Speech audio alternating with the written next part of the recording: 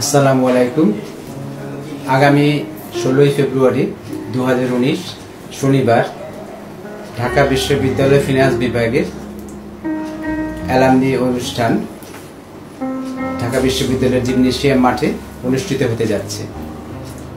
আমরা জানি গতবারের আমরা যে প্রোগ্রাম করেছিলাম সেই প্রোগ্রাম দেশে বিদেশে প্রচুর আগ্রহ জন্মিয়েছিল এবং তার উপস্থিতি এবং তার participation from home and abroad it was inspiring to us.